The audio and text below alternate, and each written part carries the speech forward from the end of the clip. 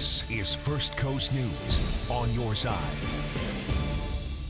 Thank you for joining us tonight for First Coast News at 5. I'm Anthony Austin. And I'm Heather Crawford. We're glad you're with us. First tonight, guilty on all counts. The Jacksonville man standing trial for the murder of this little girl. This is a 5-year-old who was killed in 2018. Her killer will spend the rest of his life in prison. Jonte Harris was on trial this week for the death of Zacharia Robinson.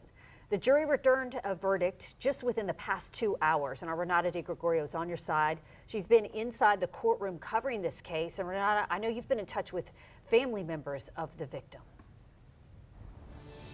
Yes, Heather, moments after the verdict, I was on the phone with the grandmother of Zacharia Robinson, the 5-year-old girl who was murdered. She tells me that she is glad everything turned out the way it did with the verdict. Jonte Harris was found guilty by the jury, and it only took them a little over 2 hours to do this. That is guilty of first-degree murder, aggravated manslaughter of a child, and aggravated child abuse. Prosecutors say Harris tortured and ultimately killed Zacharia in 2018 in their West Side home after months of abuse.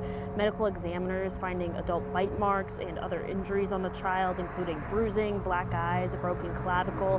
Harris was in a relationship with Zacharia's mother, Michelle Canamore, who pleaded guilty in 2019 to aggravated manslaughter of a child and cried through her testimony on the first day of Harris's trial. Harris remained looking solemn when the verdict was read. When he was getting handcuffed immediately afterwards, he was slightly shaking his head. The jurors were made up of all women except for one man. Defense attorneys argued there wasn't evidence to link Harris to Zacharia's injuries, but prosecutors argued today text messages Harris sent to Canamore where he says he hit her on the head were enough to convict him. This is one of those cases that I know that I will never forget. As prosecutors, we are the voice for the victims and we are the strength for the victims.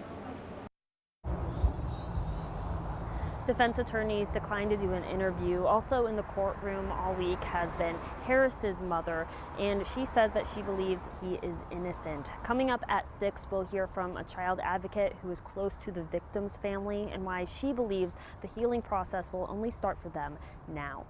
Live in Jacksonville, Renata DeGregorio, First Coast News on your side.